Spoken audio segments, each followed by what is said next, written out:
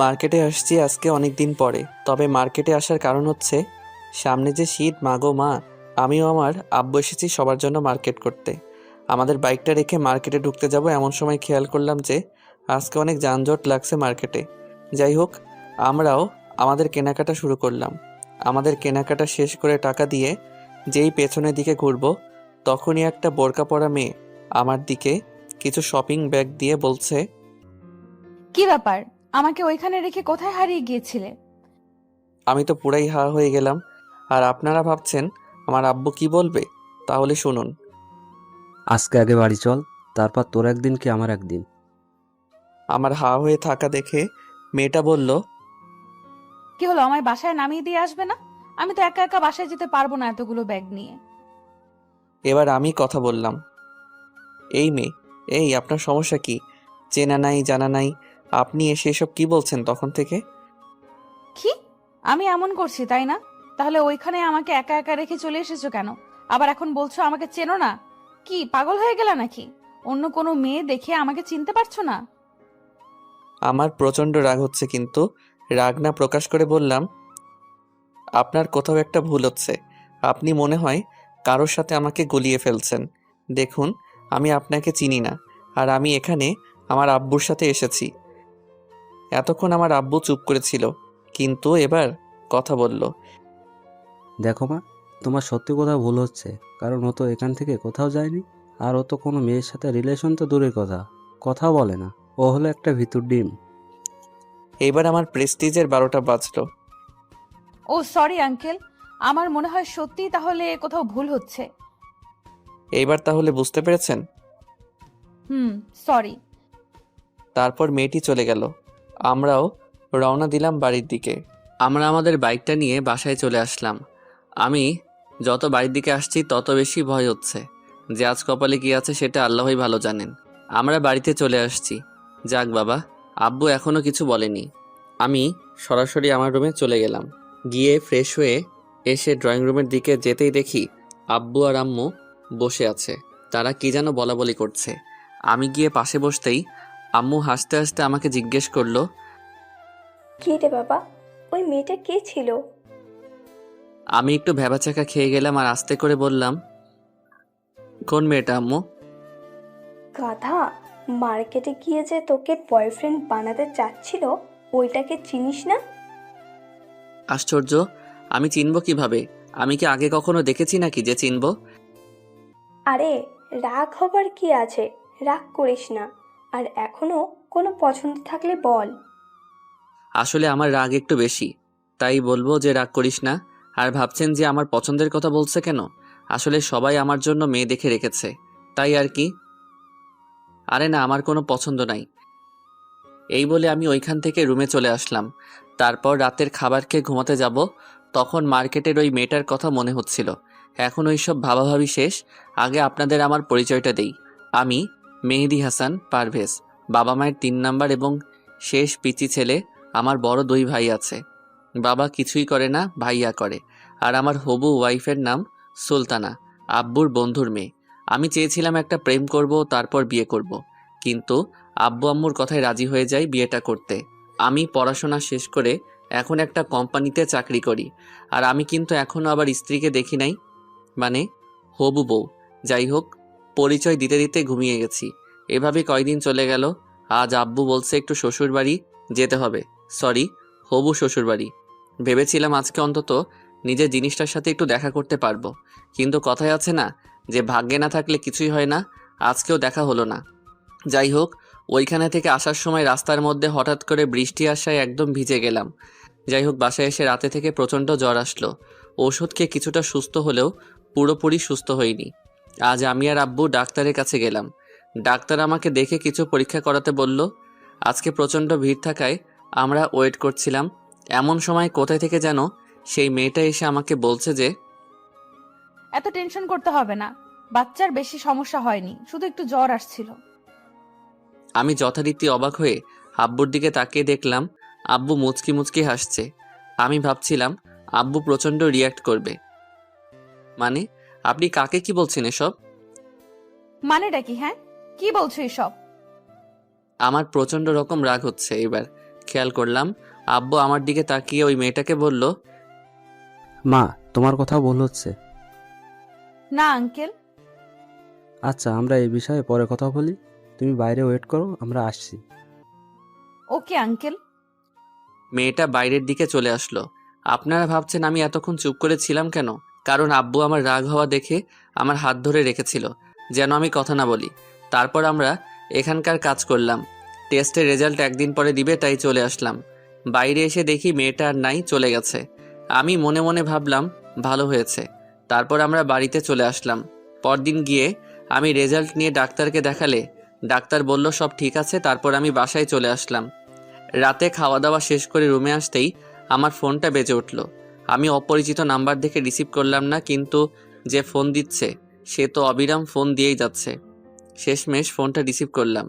Receive করতেই ওপাশ থেকে মেয়েলি কণ্ঠে, আসসালামু আলাইকুম, কেমন আছেন? ওয়ালাইকুম আসসালাম, ভালো আছি। কিন্তু আপনি কে? কেমন আছেন জিজ্ঞেস করার আগেই বলছেন আমি কে? কারণ আমি আপনাকে চিনি না, আর আপনি কে সেটাও জানি না। আগে আপনার পরিচয় দিন। আমি আপনার কাছের একজন।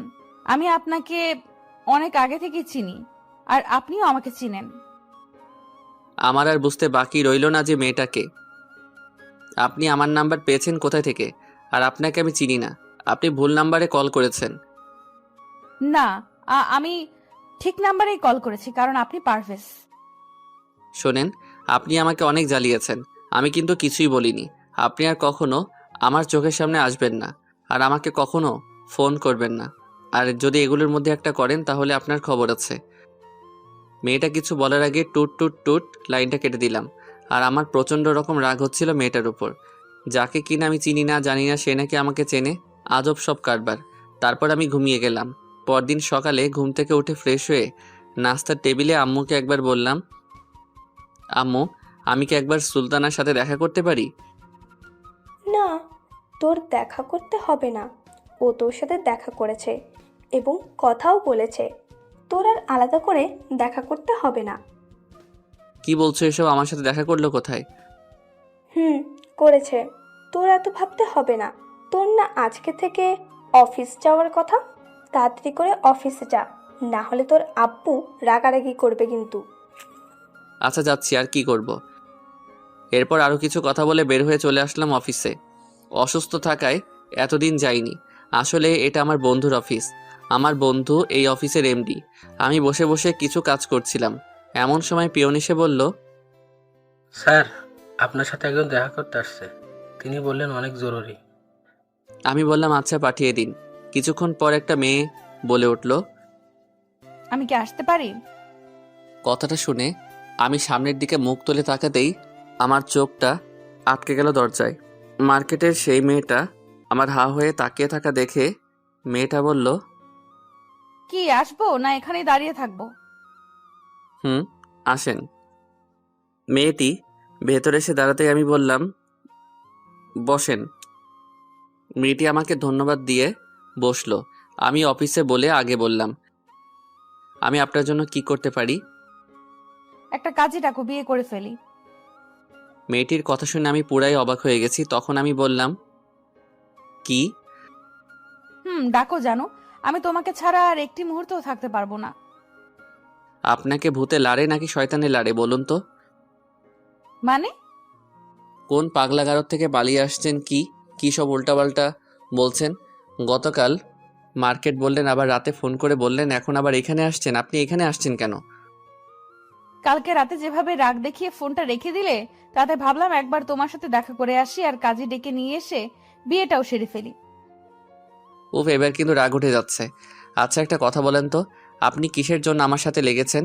আমি আপনার কি করেছি? আপনি অনেক দিন থেকে আমাকে এইভাবে বিরক্ত করছেন, কিন্তু কিসের জন্য এরকম করছেন? এমনিতেই আপনাকে জ্বালাতন করতে আমার খুব ভালো লাগে, তাই। আর আপনাকে ছাড়া আর কাকে জ্বালাতন করব বলেন? কি বলছেন এসব?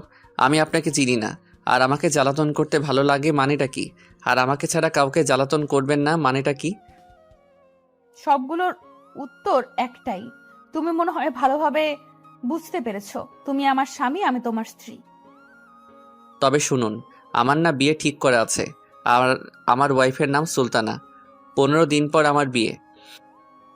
ও আপনাদের তো বলতে ভুলেই গিয়েছিলাম যে আমার বিয়ে আর মাত্র 15 দিন বাকি। তাই বুঝি? আমি বিশ্বাস করি না।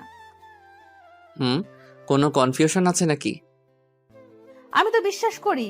কনফিউশন হব কেন? অন্য কোনো মেয়ের দিকে তাকালে না মেরে ফেলবো। উফ দূর, আপনি এখন আসতে পারেন জানতো। ওকে জানো। খুব তাড়াতাড়ি তুলে নিয়ে বাসর করবো, রেডি থেকো। বাই। এই বলে মেয়েটা উঠে চলে যেতে যেতে পেছনে তাকিয়ে বলল, বাই দ্য ওয়ে, আমার নাম সানজিদা। বলেই মেয়েটা চলে গেল। মেয়েটা চলে যাওয়ার পর মনে হলো আমি হাঁপ ছেড়ে বাঁচলাম। বড় একটা দীর্ঘশ্বাস ফেলে আমার কাজে মন দিলাম। এইভাবে দিনটা শেষ। এইভাবে যেতে যেতে 2 দিন পর অফিস থেকে বাসায় এসে ফ্রেশ হয়ে একটু ছাদে যাব ভাবলাম। তখনই আম্মু একটা ডাক দিল। পারভেজ, দেখ তোর ফ্রেন্ড এসেছে, বাইরে আয়। আমি মনে মনে বললাম আমার ফ্রেন্ড আসছে, কিন্তু আমার তো এইরকম কোনো ফ্রেন্ড নাই। যাই হোক, আমার রুম থেকে বেরিয়ে এসে দেখে তো আমার চক্ষু চড়ক গাছ। আমি আবারও আগের বারের মতো হতবাক। আরে আপনারা ভাবছেন কে এসেছে? আর বইলেন না, ওই যে মেয়েটা, ওই মেয়েটাই আসছে, সানজিদা। কীরকম মেয়েরে বাবা, চিনা নাই জানা নাই, হুটহাট সব জায়গায় চলে আসে। আম্মু আর মেয়েটা বসে আছে। আমার এইভাবে হাঁ করে তাকিয়ে থাকা দেখে আম্মু বলল, কি রে, অবাক হওয়ার কি আছে? আর ওইরকম গাধার মতো দাঁড়িয়ে আছিস কেন? বস এসে। আমি কিছু না বলে বসলাম। আর ওই মেয়েটার দিকে তাকিয়ে দেখি মেয়েটা একরকমের হাসি দিচ্ছে। শয়তানিটাই ফাঁসি। তা দেখেও আমি কিছুই বললাম না। আমি বসার পরে আম্মু বলল, তোরা বসে গল্প কর, আমি একটু আসছি। আচ্ছা ঠিক আছে। এমনিতেই আমার প্রচণ্ড রকম রাগ হচ্ছে যে মেয়েটাকে আমি চিনি না, হুটহাট করে সব জায়গায় চলে আসছে। তারপরও আমি সব কিছুই বুঝিয়ে বলেছি। তারপরও এইরকম কাজ করে কিভাবে? আমার চুপ করে বসে থাকা দেখে মেয়েটা বলল, আমার জানুটা কি ব্যাপার? রেগে আছে মনে হয়। রাগলে না তোমাকে অনেক কিউট লাগে জানো। না আমি রাগবো কেন? আপনি কি রাগ করার মতো কিছু করেছেন যে আমি রাগ করব? না, আমি জানি আমার জানুর রাগ অনেক। আর তুমি যে এখন প্রচুর রেগে আছো আমি বুঝতেই পারছি। তো যখন বুঝতেই পারছেন তাহলে আবার বলেন কেন? আর আপনি আমার বাসার ঠিকানা কোথায় পেলেন? আমি যেখানেই পেয়েছি তোমাকে বলবো কেন? আপনাকে বলতেই হবে, বলেন। আর কেন আসছেন? আমার পিছনে কেন পড়ে আছেন? আপনি ঠিকানা পেয়েছেন ঠিক আছে, তো আবার বাসায় এসেছেন কেন? আসতে মন চেয়েছে তাই এসেছি, আরো আসবো। আর আমার জানুটাকে অনেক দিন দেখি নাই, তাই চলে এসেছি। ওরে আল্লাহ রে, আমাকে একটু উপরে উঠাই নাও, তাও মনে হয় আমি ভালো থাকবো। আরে কি বলেন এসব? আর মাত্র কয়েকদিন পর বিয়ে, আর এখন এগুলো কথা বলছো কেন? তো আমি কি করব বলেন? কিছুই করতে হবে না, যাই হোক। তোমার বিয়েতে আমাকে দাওয়াত দিচ্ছ তো নাকি? আপনাকে দাওয়াত দিব আমার বিয়েতে কোনো প্রশ্নই ওঠে না। দাওয়াত দেওয়া লাগবে কেন? আমি তো তোমাকে বিয়ে করব, রোম্যান্স করব। বউকে দাওয়াত দিতে হয় না। দেখো না, বউ নিজে এসে গেছে বিয়ের কথা বলতে। ফাজিল মাইয়া, তোরে বিয়ে করতে ঠেকা পড়ছে। আমার কথা শেষ না হতেই আব্বুর আগমন। কি হ্যাঁ, কে কাকে দাওয়াত দিচ্ছে না শুনি? আঙ্কেল আসসালামু আলাইকুম, আপনি কেমন আছেন? আমি ভালো আছি মা, তুমি কেমন আছো? আর তোমার বাসার সবাই কেমন আছে? সবাই ভালো আছেন। আম্মু বলল আপনাদের সাথে দেখা করে যেতে। আর আম্মু আপনাকে আর আন্টিকে একবার যেতে বলেছে, তাই আর কি। কথা শেষ না হতে আমি শুরু করলাম, ও তাহলে আমার সাথে প্রথম দিন থেকে তাহলে সবার অভিনয় চলছে? বাহ, খুব ভালো। তোমরা চীনা পরিচিত তাহলে? আসলে একটু খারাপ লাগছে এটা ভেবে যে আব্বু আম্মু সবাই ওই মেয়েটাকে চেনে আর আমার সামনে প্রকাশ করেন না। আর আব্বু বলছিলেন না যে কাকে দাওয়াত দিব না, সে হচ্ছে এই মেয়েটা। চুপ গাধা, যা উপরে যা, এইখানে আর বসে থাকতে হবে না। আর শোন, কালকে সকালে তো ফ্রেন্ডের সবাইকে দাওয়াত দিবি। আচ্ছা। আমি উঠে চলে আসার সময় একটা কথা মাথার মধ্যে কেমন যেন ঘুরপাক খাচ্ছে। আমি আর কিছু না ভেবে পেছনে ঘুরে মেয়েটাকে উদ্দেশ্য করে বললাম, এই যে আপনি কি সানজিদা ইসলাম সুলতানা? আমার কথা শুনে ওর মুখটা কেমন চুপসে গেল। আর আব্বু তো মনে হয় পুরাই অবাক হয়ে গেছে, কিছুই বলছে না, শুধুই তাকিয়ে আছে। কেউ কিছু বলছে না, এর দুজনেই হতবাক। এইবার আমার একটু রাগ হলো। আমি এবার জোরে বললাম, কি হলো বলেন, কথা বলেন। আমার দিকে তাকিয়ে আব্বু বুঝতে পেরেছে যে কিছুটা আমার রাগ হচ্ছে, তাই আব্বু আর কিছুই বলল না, কারণ আমি রাগলে কেউ কিছুই বলে না। আর তখন কেউ কিছু বললে আমার রাগ বেশি হয় আর পরিণতি খারাপ হয়। এখনও কেউ কিছুই বলছে না। আমি এবার বললাম, কি কিছু বলছেন না কেন? কিছু বলবেন না অন্য কিছু করতে হবে আমাকে? এবার মনে হয় মেয়েটা একটু ভয় পেয়েছে। ভয় পেয়ে মেয়েটা ভাঙা ভাঙা গলায় কথা বলছে। আমি মেয়েটা ভয় পেয়ে বলতে যাবে এমন সময় আম্মু চলে এসে বলছে, কি হয়েছে? তুই ওকে ওই রকম করছিস কেন? তুই দিন দিন কি হচ্ছিস বলতো? বাড়িতে একটা মানুষ এসেছে আর তুই কি না আলতু ফালতু প্রশ্ন করা শুরু করেছিস?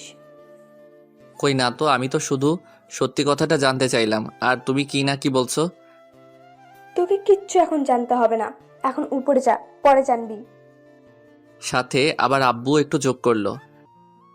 আমিও তো সেই কথাই বলছি, তুই এখান থেকে যা, আমি পরে সব বলবো। আচ্ছা ঠিক আছে, তবে আপনি কিন্তু পার পাবেন না, আপনাকে উত্তর দিতেই হবে। বলেই আমি উপরে চলে গেলাম।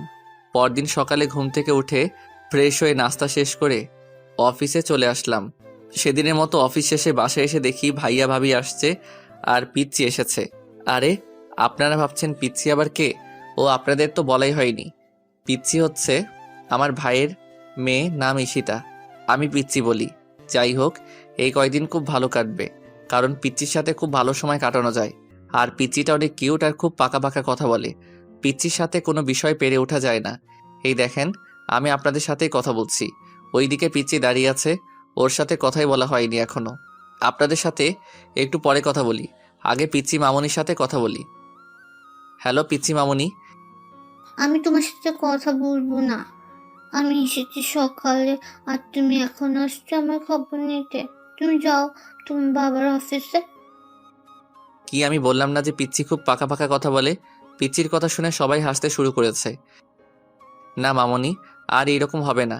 আমার মনে ছিল না, আসলে অফিসে অনেক কাজ তো, তাই কাজের চাপে ফোন করতে পারিনি। তবে কালকে থেকে আর এইরকম হবে না। না, এগুলো বলে হবে না, মিথ্যে কথা বলেছ। সত্যি বলছি মামনি। এখনো অন্যদিকে তাকিয়ে আছে। আমার উপর সত্যি অনেক রাগ করেছে। আর আমিও না, একটিবারও মনে হয়নি যে আজকে ওরা আসবে। এখন দেখি কি করা যায়। মামনি আমি কান ধরছি, প্লিজ মাফ করো মা, আর এমন হবে না। এইবার মনে হয় কাজ হয়েছে। হ্যাঁ সত্যি কাজ হয়েছে। আমার দিকে ঘুরে বলল, না, শুধু কান ধরলে হবে না, কালকে আমাকে তোমার অফিসে নিয়ে যেতে হবে। আর বিকেলে আসার সময় চাচির বাসায় গিয়ে চাচির সাথে দেখা করে নিয়ে আসতে হবে।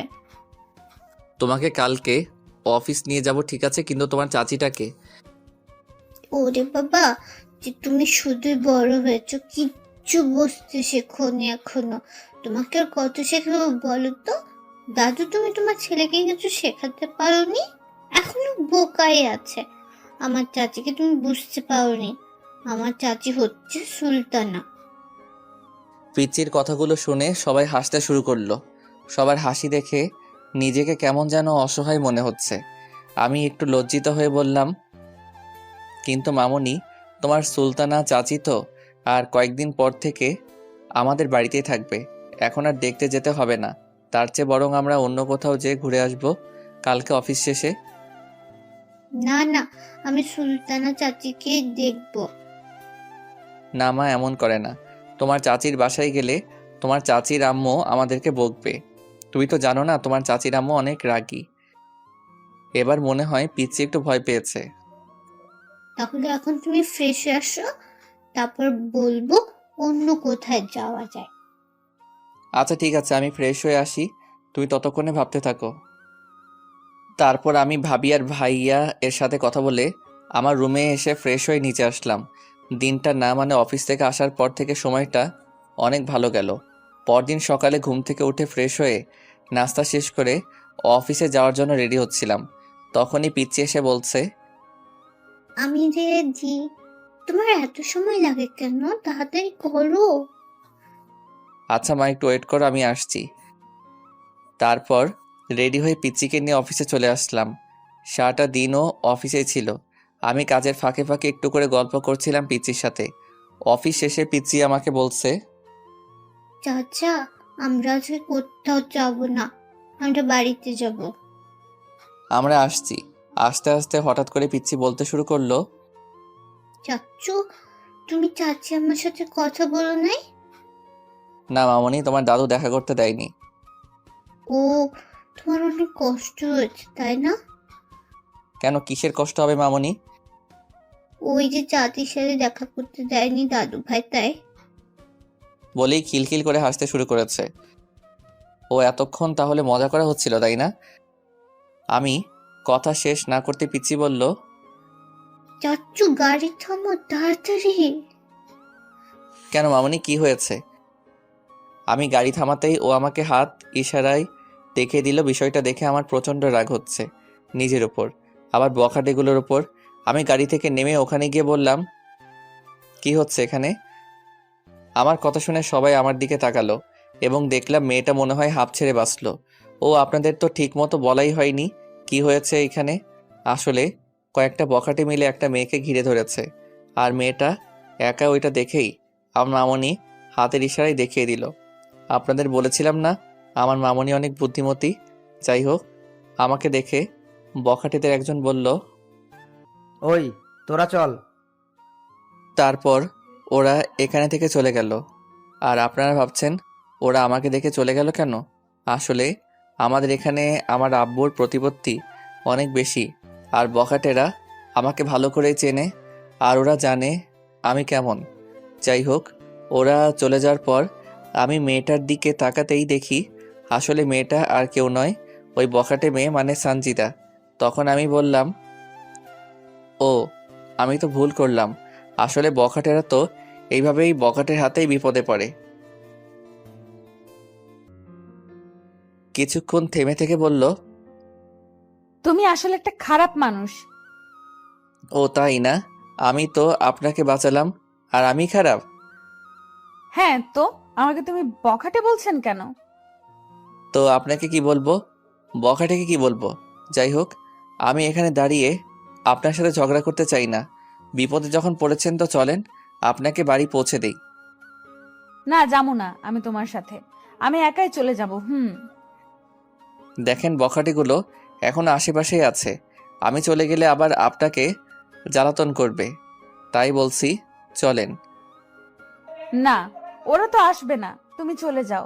আর তুমি আমাকে নামিয়ে দিবে কেন? আমি তোমার কি হই? বাহ, এতদিন আপনি তো বলতেন জানো কলিজা ইত্যাদি। আচ্ছা, এখন তর্ক করে লাভ নেই।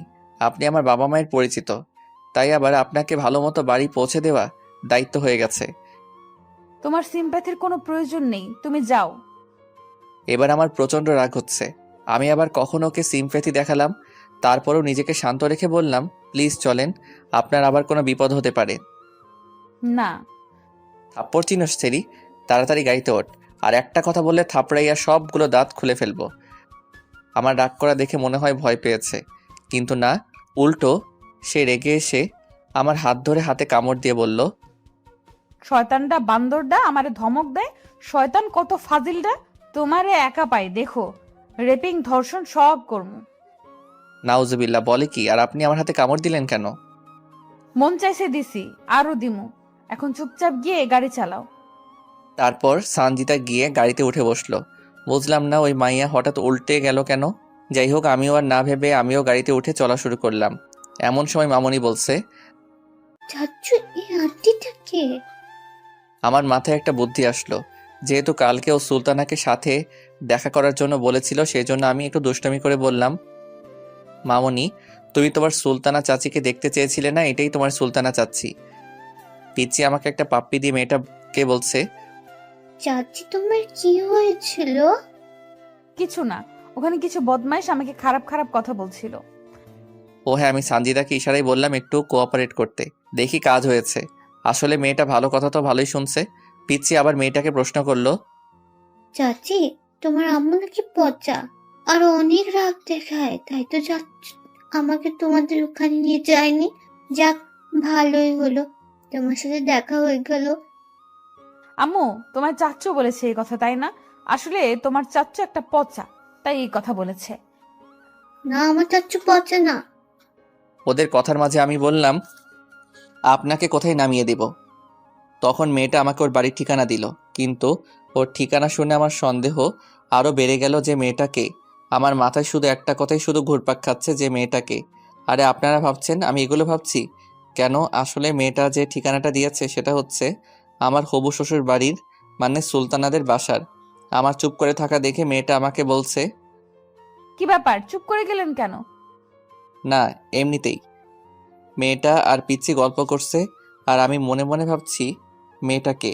আমি বাসায় গিয়ে হাজারবার বললেও সুলতানার একটা ছবিও দেখাবে না। আসলে আমাকে প্রথমে সুলতানাকে দেখার বিষয়ে বলা হয়, কিন্তু আমি তখন বাহাদুরের মতো বলেছিলাম, আপনাদের পছন্দই আমার পছন্দ, আর এখন দেখতে চেয়েও দেখতে পাচ্ছি না। কপাল আমার। তবে আপনাদের বলছি, আপনারা কেউ আমার মতো এমন বোকামি করবেন না। যাই হোক, তারপর মেয়েটাকে আমার বউয়ের বাড়ি থুক্কু আমার হবু শ্বশুর বাড়ির কাছে নামিয়ে দিয়ে চলে আসলাম। বাসায় এসেই সরাসরি ভাবির কাছে হানা দিলাম, কোনো লাভ হলো না। তারপর ভাইয়ার এর কাছে তাতেও ফেল মারলাম। সবার একই কথা, কদিন পরেই তো বিয়ে, এখন আর দেখতে হবে না। শত শত বুঝিয়েও লাভ হচ্ছে না। তাই ব্যর্থ হয়ে রুমে এসে ফ্রেশ হয়ে বিছানায় গায়ে এলিয়ে দিলাম। চোখটা একটু ধরে এসেছে, তখনই আব্বুর ডাক। ধর্মর করে উঠে দৌড় না হলে খবর আছে, আর এখন ডাকার ধরনটা আলাদা মনে হচ্ছে। যাই হোক, নিচে আসতে আসতেই বুঝতে পারলাম যে কিছু একটা হয়েছে। আব্বুর কাছে এসে বললাম, কি হয়েছে আব্বু?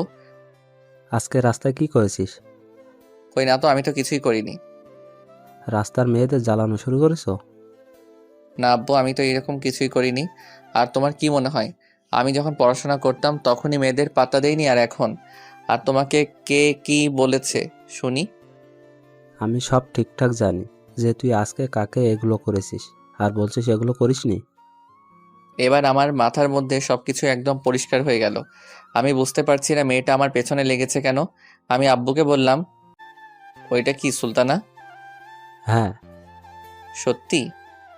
হ্যাঁ মানে না, আমি কি বলতে কি বলেছি। এই তুই এখন যা, পরে এই বিষয়ে কথা বলবো। তারপর আমি ওখান থেকে চলে আসলাম। এসে যেইমাত্র বিছানায় একটু শুয়ে পড়ার প্রস্তুতি নিচ্ছি, তখনই আমার ফোনটা বেজে উঠল।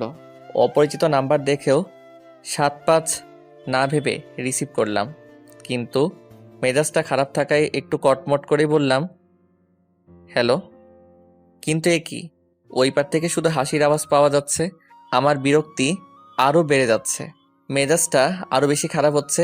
আপনারাই বলেন কার মেজাজ খারাপ হবে না এইরকম অবস্থায়? একে তো আব্বুকে ওই বজ্জাত মেয়েটা মিথ্যা কী সব বানাই বলছে, আর এখন আবার ফোনে এইরকম বিরক্তি, আর ভালো লাগছে না। আমি আবারও বললাম, হ্যালো। কিন্তু একই কাহিনী, এবারও শুধুই হাসির শব্দ।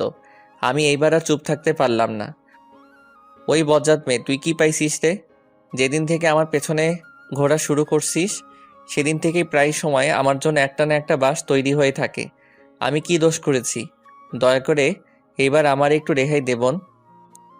এক নিঃশ্বাসে কথাগুলো শেষ করেছি আমি। এইবার উত্তর পেলাম, এই তো জ্বালানো মাত্র শুরু, জানো? এখনো তো সারা জীবন পড়েই আছে। এখনই এই অবস্থা? আর হ্যাঁ, আমি তোমার বোন না, সানজিদা, তোমার জানুটা। আপনি আমার যাই হন না কেন আগে বলেন, আমার আব্বুর কাছে কি বলেছেন? কই না তো, আমি তো কিছুই বলিনি তো, জানো? দেখেন মেজাজটা এখন খুবই খারাপ আছে। প্লিজ আর এখন এমন কিছু করতে বাধ্য করবেন না যে পরে আপনাকে এর জের টানতে হয়। ওই, আমাকে ভয় দেখাও? হ্যাঁ, আমি আর তোমাকে ভয় পাই না। এখন আমি বুঝে গেছি তোমাকে কিভাবে শাস্তি পাওয়াতে হয়। একটু শান্ত হয়ে বললাম, দেখেন আপনি দয়া করে বলুন আমি আপনার কি ক্ষতি করেছি যার জন্য আমাকে এর মাসুল দিতে হচ্ছে? আর আমার বিয়ে ঠিক করে রাখা। আপনি প্লিজ আমার পিছু ছাড়েন। ওই চুপ। আর হ্যাঁ, কই, তখন মনে ছিল না যে আমি একটা মেয়েকে থাপ্পড় দিতে যাচ্ছি? কোন সাহসে? ও, তাহলে এই কারণে আমার নামে বিচার এসেছে, আর আমি যে আপনাকে ওদের হাত থেকে বাঁচালাম এটার কি? তো কি হয়েছে? বাঁচিয়েছো ভালো কথা, আমাকে তো রাগ না দেখালেও পারতে। হুম, একটু আদর ভালোবাসা দিতে। না, তখন আমার উচিত ছিল সিনেমার নায়কদের মতো আপনাকেও কোলে তুলে নিয়ে আমার গাড়িতে বসানো, তাই না বজ্জাত মেয়ে? একটু না হলে করতে, কি হতো একটু কোলে তুলে নিলে? সরি, মাফ করবেন। আমি যেন আপনাকে আর আমার চোখের সামনে না দেখি বলেই ফোনটা কেটে দিলাম।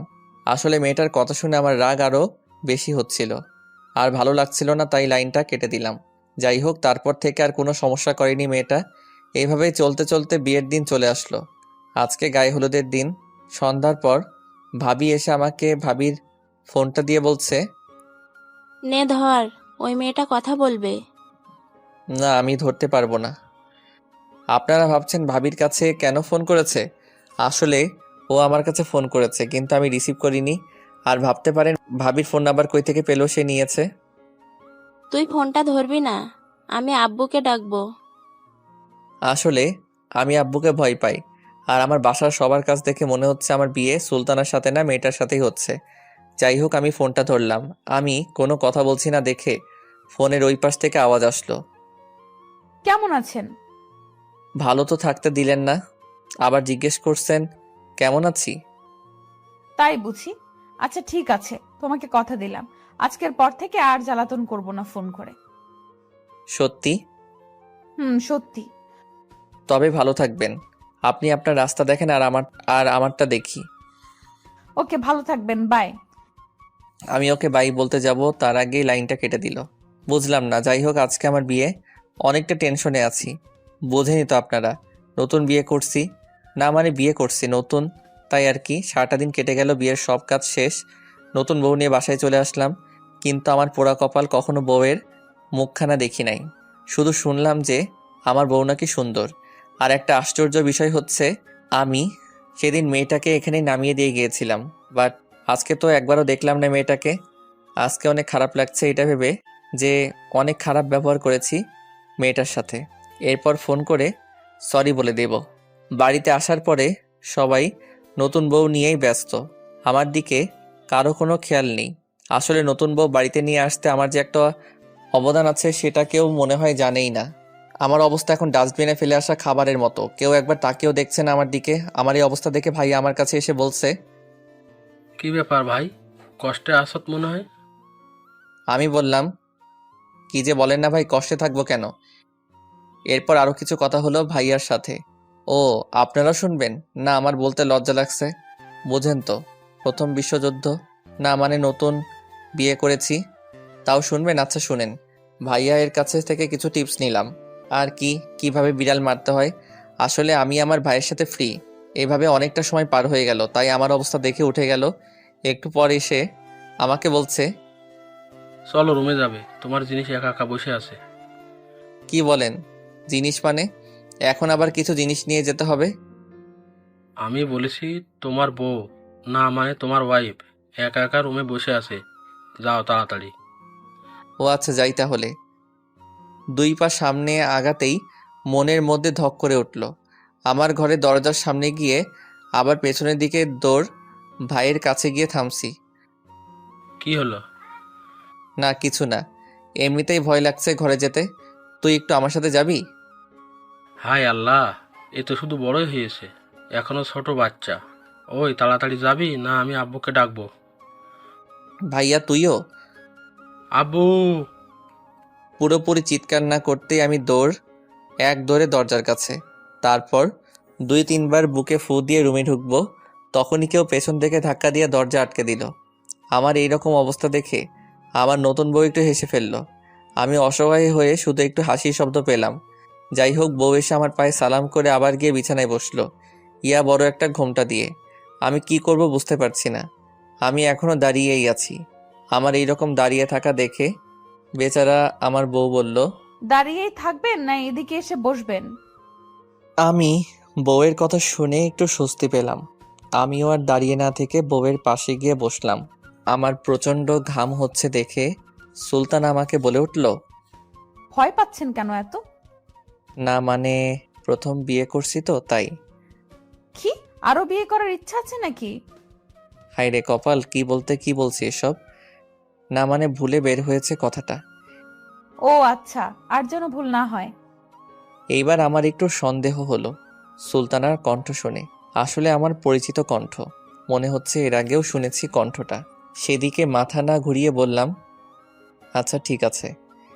একটু সময় চুপ থেকে বললাম, আমি আপনাকে দেখতে চাচ্ছি, যদি ঘোমটাটা সরাতেন। কেন, আপনি সরাতে পারছেন না? ওই আমি সরাবো। নয়তো কি আপনার ভাইকে ডাকবেন? না না, তার দরকার নেই, আমি সরাচ্ছি। এটা বলেই আমি ঘুমটা সরিয়ে যেই মাত্র বউয়ের মুখের দিকে তাকিয়েছি, তাতেই আমার চোখকে বিশ্বাস করতে পারছি না। আমার প্রচণ্ড রকমের রাগ হচ্ছে এখন নিজের বাবা মায়ের প্রতি। আমি যেন বাকরুদ্ধ হয়ে গেছি, কিছুই বলতে পারছি না। একটা পাথরের মতো বসে আছি। ক্রমশ আমার রাগ বাড়ছে, আর আস্তে আস্তে আমার চোখ দুটোর রং কালো থেকে লাল হচ্ছে। আর আপনারা ভাবছেন আমি এইরকম রাগ হচ্ছি কেন? আসলে নতুন বউটার কেউ নয়, সেই মেয়েটা সানজিদা। আপনারা ভাবছেন, বলছেন তাহলে তো ভালোই হলো। আসলে বিষয় সেটা না। বিষয়টা হচ্ছে আমার সাথে এত নাটক কেন। আমার এখন মনে হচ্ছে আমার আপন কেউ নেই, কারণ আমার বাবা মা বোন দুলাভাই সবাই জানতো যে ওই মেয়েটাই আমার হবু বউ ছিল। আমার এই রকমভাবে তাকিয়ে থাকা এবং রাগ হওয়া দেখে সুলতানা বলে উঠল, কি হলো আপনার? কথা বলছেন না কেন? আর আপনার চোখগুলো এমন লাল হয়ে যাচ্ছে কেন? আমার মাথায় যেন কিছুই ঢুকছে না, মেজাজটা আরো বেশি খারাপ হয়ে যাচ্ছে। আর আমার মাথায় শুধু একটা কথাই ঘুরপাক খাচ্ছে, যে সবাই মিলে আমার সাথে এমন করলো কেন। আমার কোনো রেসপন্স না পেয়ে সুলতানা আবারও বলল, আমি বুঝতে পারছি আপনার মনে হয় শরীর খারাপ লাগছে, আপনি শুয়ে পড়ুন। আমি আপনার মাথায় হাত বুলিয়ে দিচ্ছি। সুলতানা এই কথা বলে আমার মাথায় হাত দিতে যাবে, ঠিক সেই সময় আমি ওর হাতটা এক ঝটকায় সরিয়ে দিয়ে বললাম, কোনো দরকার নেই তোরে আদিক্ষেতা করার। সুলতানা মাথা নিচু করে নিল, হয়তোবা কান্না শুরু করেছে। আমার সেদিকে কোনো খেয়াল নেই। আমি আজকে এর একটা হ্যাস্তন্যস্ত করেই ছাড়ব। আমি বিছানা থেকে উঠে দাঁড়ালাম, দরজার দিকে পা বাড়াবো, ঠিক সেই সময় সে আমার হাত চেপে ধরল। আমার হাত ধরায় আমার হাতের উপর পানির মতো কিছু একটা পড়লো অনুভব করলাম। আমি হাতটা ছাড়িয়ে নিতে চাইলেই পারছি না, কারণ নিজের বিবেক চাচ্ছে না। সুলতান আমাকে বলছে, দেখেন, অন্তত আজকের দিনটায় সিন ক্রিয়েট করবেন না। বাড়িতে অনেক লোকজন, আব্বু অপমানিত বোধ করবেন। ওর কথায় যুক্তি আছে দেখে আমি বললাম, আচ্ছা ঠিক আছে, তবে আপনি খবরদার আমার কাছে আসার চেষ্টাও করবেন না। ঠিক আছে। তারপর আমি বললাম, আপনি ঘুমান, আর একটা কথা সবাই যেন বুঝতে পারে যে আমরা দুজনেই অনেক খুশি। ঠিক আছে, কিন্তু আপনি ঘুমাবেন না? এই মেয়ে, এই বেশি কথা বলতে না করছি না, আর একটা কথা বললে খবর আছে। সুলতানা আর কিছু না বলে বিছানায় গিয়ে শুয়ে পড়ল। আমি সোফায় গিয়ে ঘুমানোর চেষ্টা করছিলাম, কিন্তু একটুও ঘুম আসছিল না। কেন জানি শুধু একটা কথাই মাথায় ঘুরপাক খাচ্ছে, যে আমি কি দোষ করেছিলাম যে আমাকে এমন শাস্তি দিয়েছে। আপনারা কি বলেন, এইটা কি শাস্তি না? আমার সাথে সবাই অভিনয় করেছে। রাতে আর ঘুম হলো না। সকালে ফ্রেশ হয়ে বাইরে বের হতেই দেখি দুলাভাই আমার দিকে তাকিয়ে হাসছে। ভাইয়ের হাসি দেখে বুঝতে পারলাম যে এখন আমাকে নিয়ে কিছুক্ষণ উপহাস করা হবে। তাই আর কিছু না ভেবে বাইরে চলে আসলাম। হাই রে কপাল, বাহিরে এসেও শান্তি নেই। সবাই দেখি একই কথা জিগাই, কিরে রাতে ঘুম কেমন হলো? আমি সবাইকেই বলছি ভালো ভালো, কিন্তু কেউ মানতেই চাচ্ছে না। কারণ সারা রাত জেগে থাকার কারণে চোখ দুটো লাল হয়ে আছে। তাই আমি আর বাইরে না থেকে ভেতরে আসলাম। ভেতরে আসতেই আম্মুর ডাক শুনলাম। আম্মুর ডাকে সাড়া দিয়ে আম্মুর কাছে গেলাম, সেখানে দেখে আব্বু আছে। আমি যেতেই আব্বু বললেন, বিকেলে তোমার শ্বশুর বাড়ি যেতে হবে, তোমাদের ওইখান থেকে লোকজন আসবে। আমি কিছু না বলে ওইখান থেকে চলে আসলাম। আমার কেমন জানি কিছুই ভালো লাগছে না। আমার রুমের দিকেও যেতে পারছি না, যে গিয়ে একটু ঘুমাবো, প্রচণ্ড ঘুম পাচ্ছে। রাগ মিলিয়ে একদম বিরক্তিকর ব্যাপার মনে হচ্ছে আমার। যাই হোক, আমি আর বাসায় না থেকে চলে আসলাম বাইরে। গাড়িটা নিয়ে বাসায় থেকে অনেকটা দূরে, আবার এখানে এসেও ভালো লাগছে না। আমি আসলে বুঝতে পারছি না যে আমার সাথে এমন কেন হচ্ছে। অতিরিক্ত রাগ থাকলে যা হয় আর কি, কোথাও গিয়ে একটু শান্তি লাগছে না। যাই হোক, আমি গাড়িটা একটা লেকের পাড়ে দাঁড় করিয়ে গাড়ি থেকে নেমে বসে আছি। কেমন জানি ভালো লাগে আমার এমন জায়গায় বসে থাকতে। বসে থাকতে থাকতে কখন যে দুপুর হয়ে গেছে সেদিকে আমার খেয়ালই নেই। সকাল থেকে এখনো পর্যন্ত কিছুই খাইনি, তারপরও একটু খিদের জ্বালা বুঝতে পারছি না। যাই হোক, ফোনটাও পকেট থেকে বের করে আরও বড় ধরনের শক্ট খেলাম, কারণ সকাল 10টার পর থেকে এখনো পর্যন্ত 100টারও বেশি কল আর 50টার বেশি মেসেজ। আমি আর কিছু না ভেবে বাড়ির দিকে রওনা দিলাম। অতঃপর বাসায় এসে যা দেখলাম তা আমার ধারণার বাইরে। এসে দেখি আব্বু বসে আছে আর সবাই সুলতানাকে থামানোর চেষ্টা করছে। আসলে সুলতানা প্রচণ্ড রকম কান্না করছে। আর হ্যাঁ, এখনও আমার শ্বশুরবাড়ি থেকে কেউ আসেনি। আমাকে দেখে বাবা বসা থেকে উঠে এসে সরাসরি এক চড় বসিয়ে দিলেন। আমি কোনোভাবেই প্রস্তুত ছিলাম না। আরেকটা বিষয় দেখে অবাক হলাম যে আমাকে চড় মারা দেখে সুলতানার কান্না আরও বেড়ে গেল। আব্বু শুধু বলল, তোর সাহস হয় কিভাবে? এইটুকু বলতেই ভাইয়া এসে আব্বুকে থামিয়ে দিয়ে বলল। তুমি বসো, আমি বলছি। তারপর ভাইয়া আমাকে টানতে টানতে আমার রুমে নিয়ে আসলো। কি, তোর কি কোনো বুদ্ধি শুদ্ধি নাই? সব হারাই ফেলছো? কেন, কি হয়েছে ভাইয়া? আমি আবার কি করলাম? তুমি কোথায় গিয়েছিলে? তোমার ওয়াইফ এখনো পর্যন্ত খায়নি, আর তোমাকে কতবার ফোন করেছে দেখো তো। মেয়েটা সেই সকাল থেকে কান্না করেই যাচ্ছে। ও আচ্ছা, শ্বশুরবাড়ির লোকজন কখন আসবে? এই তো কিছুক্ষণের মধ্যে চলে আসবে। আর শোন, তোমার ঠোঁটের কোণে কেটে গেছে, ওইখানে পরিষ্কার করে নাও। তারপর ভাইয়া চলে গেল আর আমি বাথরুমে গিয়ে একদম গোসল সেরে বের হলাম। এই বাবা, এটা কি সুলতানা এখনো রুমে আসেনি? আমি দরজার সামনে গিয়ে দেখি এখনো নিচে বসে কাঁদছে। আর ভাবি আম্মু কিছুতেই ওর কান্না থামাতে পারছে না। এটা অব্যাহত যদি ওদের বাড়ির লোকজন দেখে তাহলে কি ভাববে আপনারাই বলেন। আমি ওপর থেকেই ডাক দিলাম, ভাবি ওকে উপরে নিয়ে আসেন তো।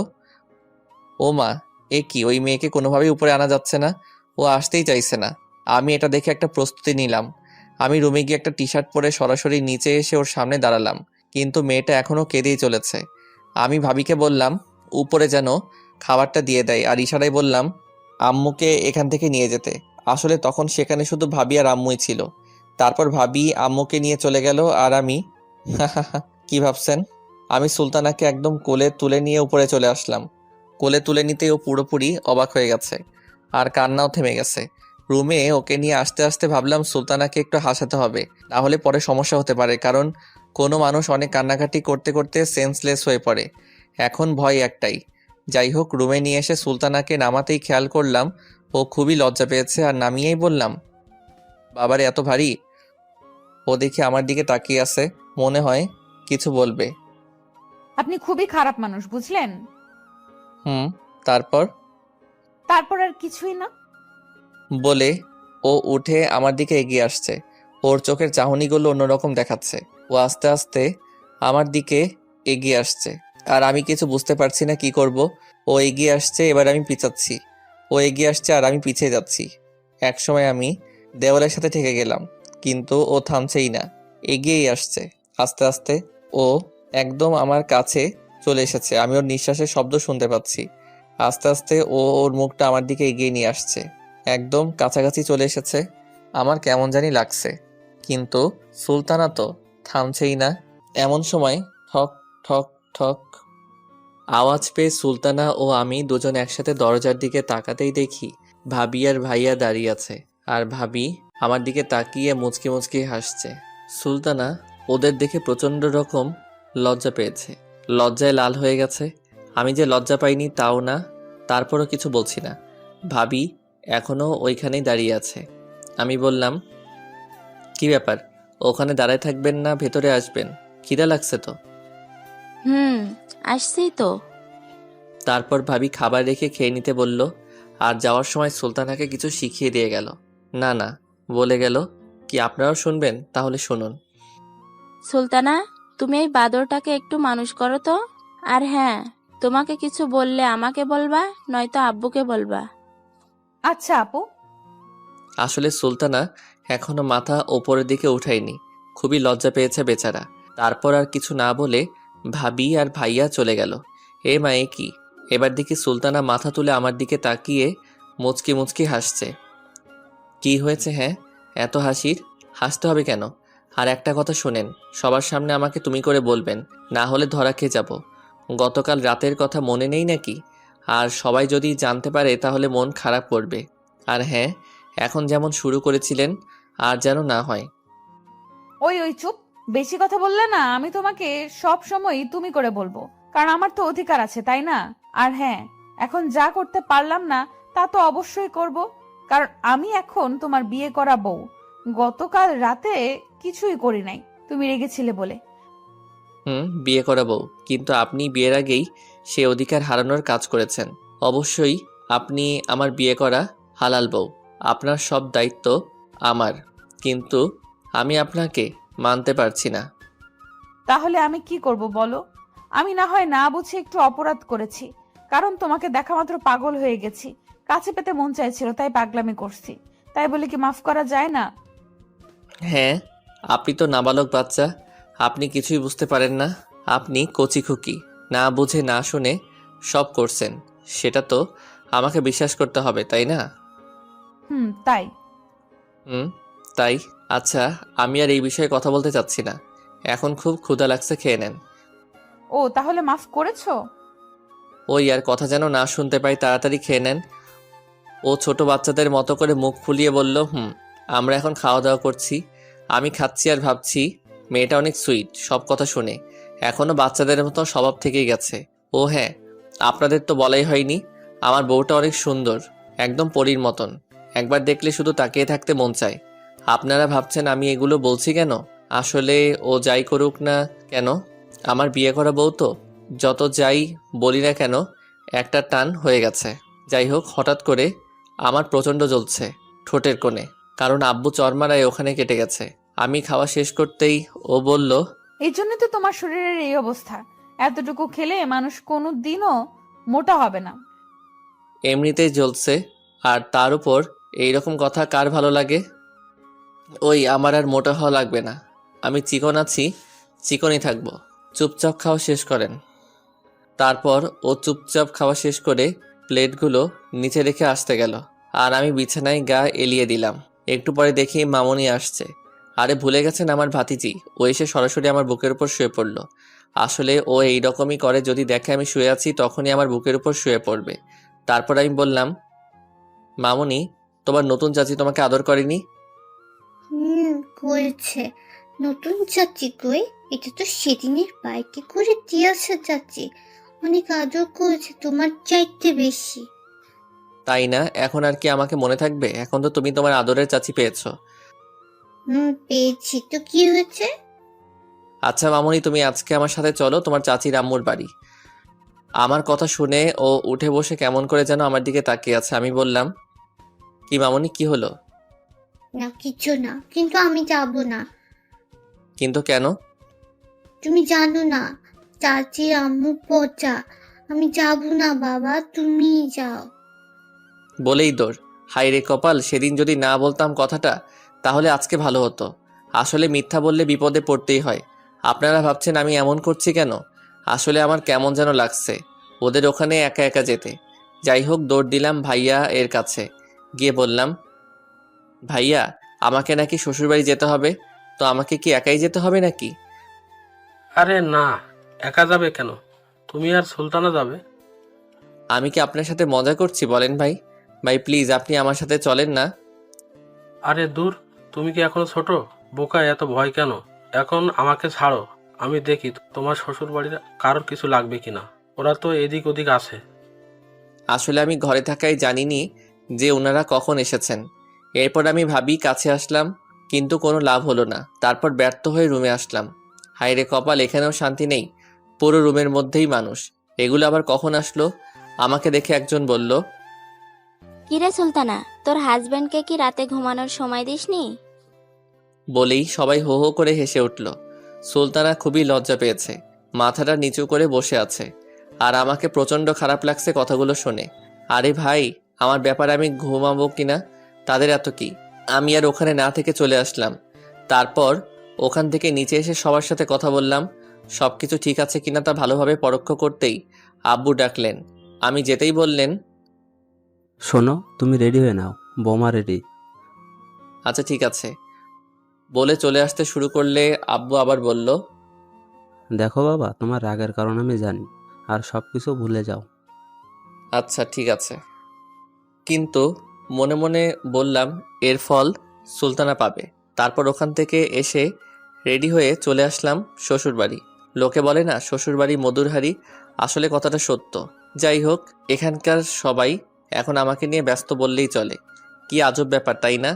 আমার বাড়িতে সবাই সুলতানাকে নিয়ে ব্যস্ত, আর এখানে আমায় নিয়ে সবাই ব্যস্ত। যাই হোক, তারপর রাতের খাবার শেষ করে রুমে যে আমি ফেসবুকে একটু নিউজ ফিডে ঘোরাঘুরি করছি। একটু পরেই সুলতানা আসলো। এসেই সরাসরি দরজা বন্ধ করে বিছানার দিকে এগিয়ে আসছে। আমি সুলতানার চোখের দিকে তাকাতেই বুঝতে পারলাম আমার সাথে এখন কিছু হলেও হতে পারে। ও এগিয়ে আসছে আর আমার অবস্থা আস্তে আস্তে কেমন যেন হচ্ছে বুঝছি না। ও এসেই আমাকে ধাক্কা দিয়ে বিছানায় ফেলে দিল। দিয়ে ও আস্তে আস্তে, আরে এত তাড়াতাড়ি কেন আপনাদের আস্তে আস্তে বলি, আমার বুঝি লজ্জা করে না? ও আস্তে আস্তে আমার উপর উঠে বসে আমার মুখের দিকে মুখ নিয়ে আসছে। আমার কেমন যেন লাগছে। আমি কিছু বুঝতে পারছি না যে কি করব। আমারও কে আমার থেকে ছাড়াতেও পারছি না। হাই হাই, সবাই শুনলে কি বলবে আপনারাই বলেন। আমি একটা মেয়ের থেকে নিজেকে ছাড়াতে পারছি না। আপনারা আবার কাউকে বলবেন না কিন্তু, হ্যাঁ? ও মুখ একদম আমার মুখের কাছে চলে এসেছে। ও ওর চোখ দুটো বন্ধ করে ফেলছে। এমন সময় আবারও ঠক ঠক আওয়াজ হলো। আওয়াজ হওয়াতে সুলতান আমাকে ছেড়ে দিল আর মুখে অটোমেটিকভাবে এক চিলতে হাসি ফুটে উঠল। সুলতান আমার দিকে তাকিয়ে দেখলো আমি হাসছি। ঠিক তখনই ও আবার আরো জোরে আমাকে ধরে আমার গালে একটা চুমো দিয়ে দিল। আমি তো রীতিমতো অবাক, কি মেরে বাবা! আমাকে ছেড়ে দিয়ে ও উঠে যাচ্ছে, কিন্তু ওর মুখে প্রচণ্ড রকমের বিরক্তি প্রকাশ পাচ্ছে। আর আমার কথা ভাবছেন, আমি তো পুরাই টাসকি খেয়ে গেছি। যাই হোক, ও গিয়ে দরজা খুলতেই দেখলাম ওর আম্মু, মানে আমার শাশুড়ি। ও গিয়ে বলল, কি হয়েছে আম্মু? একটু ঘুমিয়ে গেছিলাম। একটু ঘুমের ঘরে থাকার মতো অভিনয় করে বলল, ওই, তুই তো বড়ই কেয়ারলেস মেয়ে রে। কেন, আমি আবার কি করলাম? হ্যাঁ, দেখ তো, জামাই ওর ঠোঁটের ওখানে কেটে গেছে, তুই এই মলমটা এনে রেখে দিয়েছিস কেন? এটা ওখানে লাগাতে হবে না? সুলতানা কিছু বলতে যাবে তার আগে আমিই বললাম, না আন্টি, আসলে ও নিয়ে এসেছিল, কিন্তু আমি দিতে চাইনি, সেজন্য আবার রেখে এসেছে। আমার কথা শুনে সুলতানা আমার দিকে তাকিয়ে মুচকি মুচকি হাসছে। আমার শাশুড়ি বলছে, ও আচ্ছা, ঠিক আছে, তোমরা তাহলে ঘুমাও, কিন্তু এটা দিলে একটু তাড়াতাড়ি সেরে যেত। আচ্ছা দিন, আমি লাগিয়ে নিবনি। তারপর আমার শাশুড়ি ওইটা দিয়ে চলে গেল। তারপর সুলতানা ওইটা হাতে করে আমার কাছে এসে বলল, বাহ, খুব ভালো মিথ্যা বলতে পারো তো তুমি। আপনাকেই তো বাঁচালাম, না হলে আপনাকে তো আপনার আম্মু, না মানে আমার শাশুড়ি অনেক বকা দিত। সেটা বুঝতে পেরেই তো আমি ওইটা বললাম। ও, তাই বুঝি। তা এখন এটা লাগিয়ে নাও, তাহলে এটা তাড়াতাড়ি ভালো হয়ে যাবে। কোনো দরকার নেই, ওইটা লাগাতে হবে না, ওইটা এমনিতেই ভালো হয়ে যাবে। সুলতানা আর জোর করলো না আর বলল, এখন শুয়ে পড়ো, অনেক রাত হলো। কি আপনি ঘুমাবেন না? না কোথাও যাবেন আমি ঘুমানোর পরে? হ্যাঁ, যাবো তো আমার বয়ফ্রেন্ডের সাথে দেখা করতে। কালকে তো আপনার বাড়িতে ছিলাম, তাই যেতে পারিনি। কি? হুম। কোথায় আপনার বয়ফ্রেন্ড? আমিও যাব দেখা করতে, চলেন। আপনাকে যেতে হবে না, আর আপনার লজ্জা লাগবে না। আপনি দাঁড়িয়ে দাঁড়িয়ে দেখবেন আমরা কি করব। এবার আমার একটু রাগ হচ্ছে। আচ্ছা ঠিক আছে, আপনি যান, তবে আগেই বলতে পারতেন যে আপনার এমন কেউ আছে। তাহলে কি করতেন? তাহলে আপনাকে বিয়ে করতাম না। কি? তুই আমারে বিয়ে করতি না তো কাকে বিয়ে করতি বল? আমার কলার ধরে ঝাঁকাতে ঝাঁকাতে বলল। এবার আমি রীতিমতো অবাক আর নির্বাক দুটাই। এখন আমি বুঝতে পারছি কেন ও বিয়ের আগে আমাকে এভাবে জ্বালিয়েছে। ওই কলারটা তো ছাড়েন। আর আপনি বললেন বলেই তো বললাম। তুমি বুঝতে পারছো না কেন? আমি তো বলেছি তাই না, যে আমার ভুল হয়ে গেছে, সরি সরি, কিন্তু তুমি বুঝতেই চাইছো না। তো আমি কি বলবো বলো? হাই হাই, এটা আমি কি দেখছি! সুলতানা কান্না করে দিছে, কিন্তু আমার কলার এখনো ছাড়িনি। আমি কি করব বুঝতে পারছি না। আসলে আমার যে ওকে ভালো লাগে না তাও না, কিন্তু দূর কিসের কিন্তু, যাই করুক না কেন সব তো আমার সাথেই করেছে। আর বউটা তো আমার, তাই না? আমি ওর চোখের পানিগুলো মুছে দিলাম আর বললাম, এত কষ্ট পাওয়ার কি আছে? আমি তো অভিনয় করছিলাম, আপনি যেমন করেছেন তেমন। সুলতানা আর কিছু বলল না, আমার কলার ছেড়ে এখন আমায় ধরেছে। আমি এবারও অবাক, কারণ এইরকম পরিস্থিতিতে আমি প্রথম। আমার এই রকম দেখে সুলতানা বলল, একটু জড়িয়ে ধরতেও পারেন না নাকি? হ্যাঁ, হুম। আমি হুম বলতেই ও আরো বেশি শক্ত করে জড়িয়ে ধরল। আমায় মনে হচ্ছে ছোট বাচ্চা ভয় পেয়েছে। যাই হোক, আমারও যখন ধরেছে সেহেতু আমিও ধরলাম। হাই হাই, আপনারা সবাই শুনে ফেলেছেন? কি লজ্জা, কি লজ্জা! তবে ডোন্ট মাইন্ড, হ্যাঁ? আপনারা আবার কাউকে বলবেন না কিন্তু। তখনই সুলতানা বলল, চলো এখন আদর করবে। বাসরাতে কিছু করনি। কি করব? হুম। রোম্যান্স করব। বলে সুলতানা ধাক্কা দিয়ে আমায় খাটে শুয়ে দিল আর আমার বুকের উপর বসে শাড়ির আঁচলটা ফেলে আমার উপর ঝাঁপিয়ে পড়ল। আর বলা যাবে না কি হয়েছে, লজ্জা লাগে। যাই হোক, পরদিন সকালে ঘুম থেকে উঠে ফ্রেশ হয়ে নাস্তা করে একটু ঘুরতে বের হলাম একা একাই। তারপর দুপুরের পর খাওয়া দাওয়া শেষ করে বিকেলে আমরা বাসায় আমাদের বাসায় চলে আসলাম। ও আপনারা আবার শুনবেন কালকে রাতের সব কথা? হাই হাই, কি বলবো বলেন? লজ্জা লাগছে? না লজ্জা লাগছিল। বিয়ে করেন তারপর বুঝতে পারবেন। যাই হোক, বাসায় এসে রাতের খাবার শেষ করে সবার সাথে গল্প করে তারপর আর কি রুমে গেলাম। গিয়ে দেখি বউটা আমার মুখটা ফুলিয়ে বসে আছে, সেই বাসরাতে যেভাবে বসেছিল সেইভাবে। আমি রুমে যেতেই এসে আমার পায়ে সালাম করলো, কিন্তু আমি অবাক হয়ে জিজ্ঞেস করলাম, কি ব্যাপার, আজকে তো বাসর না? ও কি বললো জানেন? তো কি হয়েছে? প্রথম দিন তো আর বাসর হয়নি, তবে গতকাল হয়েছে। আজও হবে, প্রতিদিন হবে। আজকে আর ছাড়ছি না। বলেই আমার উপর হামলা শুরু। এখানে থেকে শুরু হলো পারভেজ আর সুলতানার এর দুষ্টু মিষ্টি প্রেমের সংসার। সবাই দোয়া করবেন 10-12টা গুড়াগাড়া যেন হয়, ফুটবল খেলার টিম তৈরি করতে যেন পারি।